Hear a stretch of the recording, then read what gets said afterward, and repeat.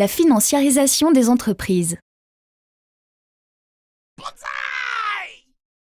Après la Seconde Guerre mondiale, l'idée de bénéficier de revenus, comme les retraites, le chômage ou les dividendes par exemple, sans pour autant exercer une activité directement liée à ce revenu, s'est généralisée.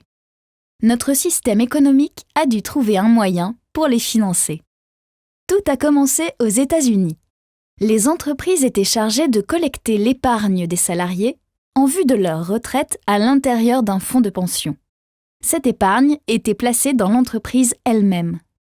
Or, en 1974, la loi a demandé à ces fonds de pension de placer cet argent dans d'autres entreprises pour limiter les risques. Dès lors, une énorme quantité d'épargne a été placée sur les marchés boursiers. Les entreprises américaines cotées ont ainsi pu bénéficier de sommes considérables. Les fonds chargés de gérer cette épargne ont acheté des actions d'entreprises qui leur paraissaient solides et leur promettaient les rendements les plus importants.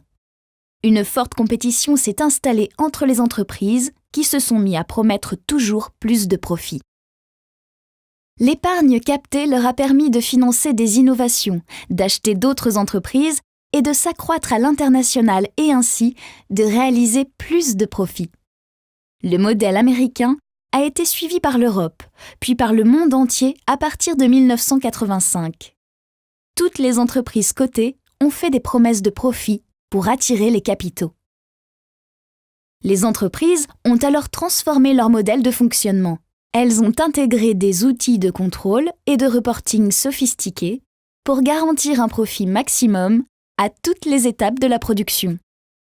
Avant, la finance n'était qu'un outil au service du travail, unique facteur de création de la valeur.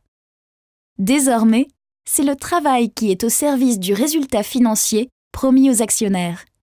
C'est ce que l'on appelle la financiarisation des entreprises.